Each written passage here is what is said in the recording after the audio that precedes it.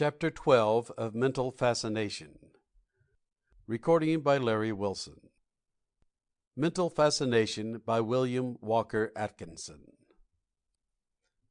The Dangers of Psychism.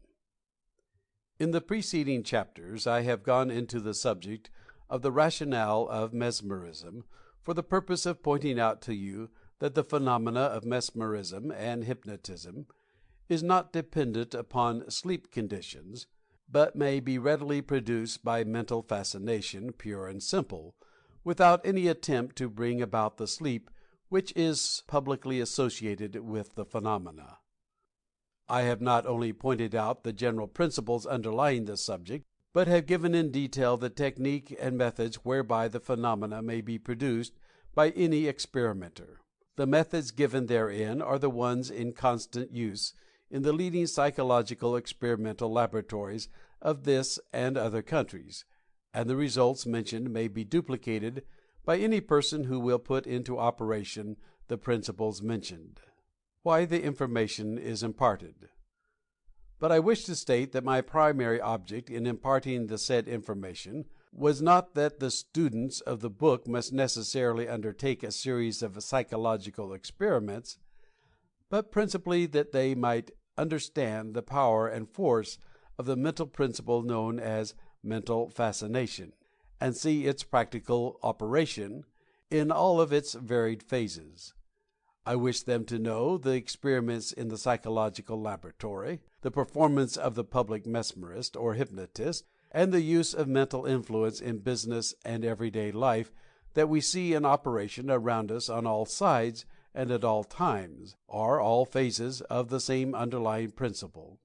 I wish to show them the oneness in essence of all these varying phases of operation of this great mental principle. Certain phases mentioned. There is one phase of mesmeric or hypnotic phenomena, however, that I have omitted. I shall call your attention to this briefly, that you may know that I have not overlooked the same, and also that you may recognize my reasons for not going into detail regarding this class of phenomena. I allude to the so-called higher phases of mesmeric or hypnotic phenomena, the various forms of the trance condition. The abnormal conditions. This trance phenomena, whether produced by mesmeric processes or by other means, are abnormal, unhealthy, and undesirable phases of mental condition. I cannot speak too strongly against the encouragement of, and instruction in the development, I had almost said the development, of these abnormal states, either by self-practice or by means of hypnotic or mesmeric practices. It is high time that someone should call the attention of the public to the dangers of this so-called psychism. I know positively that this psychism is not the desirable thing that it is supposed to be. I know also that it is very far from true occult development. This psychism, when compared with true occultism, is but as the baleful glare of the moon, as contrasted with the bright, warm, life-giving rays of the sun. This false occultism, which is not occultism at all, but is merely psychism, has deluded many into its fold, and has led its followers onto plains which are akin to mental quagmires and swamps, following the ignis fatuus, or will-o'-the-wisp of psychism. The antiquity of the practices. Nearly all races of men have discovered that there are means possible to people whereby they may produce in themselves abnormal conditions known as the trance, and men from the dim past to the present time have seen fit to indulge in these deplorable practices. The means by which these states are obtained are various, the favorite methods being the gazing at a bright object, of fixing the gaze at the root of the nose, staring at the umbilicus, staring at a drop of ink, inhaling vapors, listening to weird music, etc., etc. Much mock occultism, which is really psychism, depends upon these methods for its results, manifestations, and phenomena. The Hindu fakirs and the Arab dervishes indulge freely in these methods, and produce results which, while highly esteemed by themselves, are viewed with disgust, horror, and repulsion by true occultists of all lands, including, of course, the real Hindu yogis, the Persian Sufis, both of which last mentioned bodies of Oriental occultists regard these practices as harmful, and the phenomena resulting therefrom as bogus and misleading. Western fallacies. And much of the latter-day Western Psychism is also based upon the same practices, and brings about like results. In this connection, I would say that some of the practices adopted by some of the New Thought people belong to this class. I have seen methods advised for going into the silence, in which the student is advised to focus his gaze on the root of his nose, etc., which is the identical method used by Braid to produce hypnotic conditions, and which is also used by the Hindu fakirs to produce trance conditions. Is it not time that the truth regarding these things should be known? Low states, not high conditions. These self-induced abnormal conditions may also be produced by hypnotic methods, by leading the subject into the deeper stages, which some authorities speak of as if they were highly spiritual, but which are nothing more than the miserable, abnormal, deplorable trance conditions just referred to. These conditions may be produced by hypnotic methods simply because any mental state may be so produced, and not because of any mystic process, or knowledge, or connection. Let us take another hasty glance at the so-called sleep conditions of hypnotism, that we may get a clear idea of the subject. The sleep delusion. In the first place, there is no real sleep condition. Let us say why this is. Well, to start from a beginning, much of the sleep does not exist at all.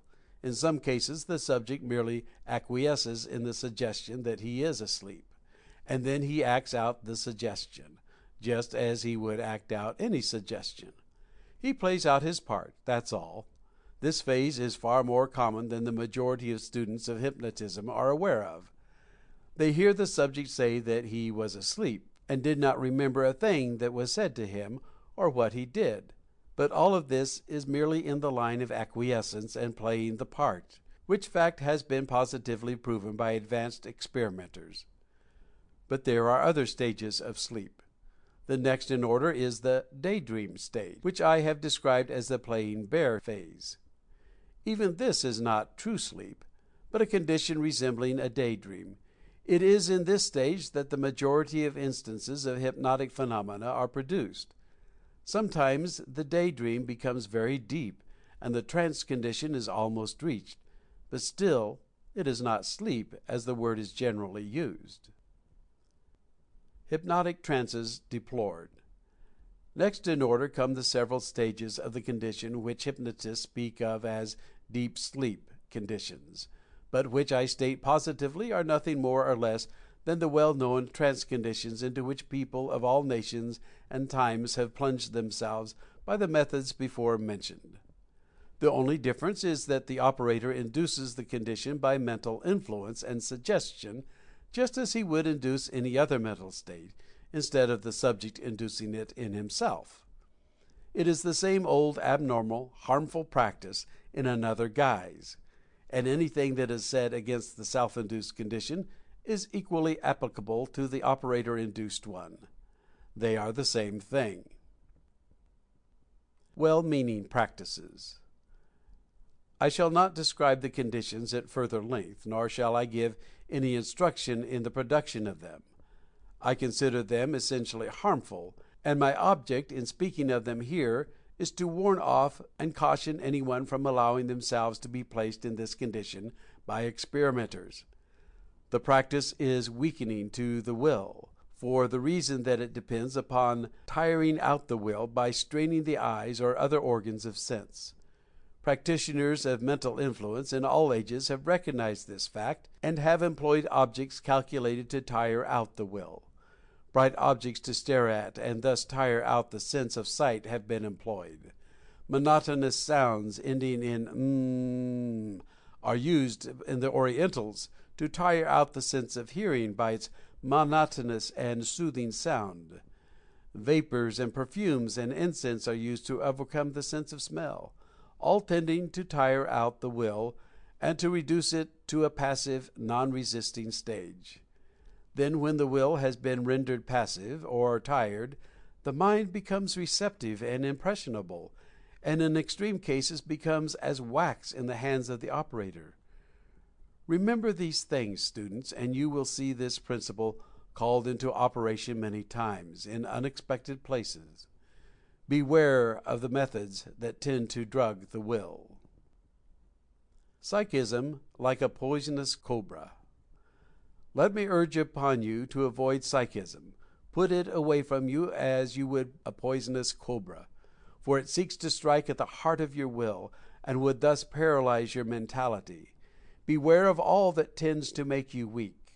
Beware of the claims of soul development or spiritual unfoldment that are accompanied by these methods, for they are but psychism masquerading as occultism or spiritual philosophy. Remember my test. Does this make me strong? Apply the touchstone, and then govern yourself accordingly. This is a word to the wise. Heed it. The proof. Concluding this part of the subject, I would say that if any of you are disposed to question the correctness of my above statement, then you have but to examine the types of psychics seen on all sides. Are they not all hyper-impressionable, excessively sensitive, neurotic, hysterical, passive, negative people? Do they not become as mere psychic harps upon which the passing mental breezes play, producing weird sounds? Remember now, I am speaking of genuine psychics, not the bogus psychics who are out for the money, and who are a shrewd, cunning lot, far from being impressionable, and in reality using their mesmeric power to impress and influence the credulous persons coming under their influence. I am not alluding to these people, but to the poor, frail-willed, negative sensitives, who are as impressionable as the photographer's negative, and to whom also the development means but the bringing out of impressions from outside. I pray you, be a human positive, not a human negative. End of chapter 12.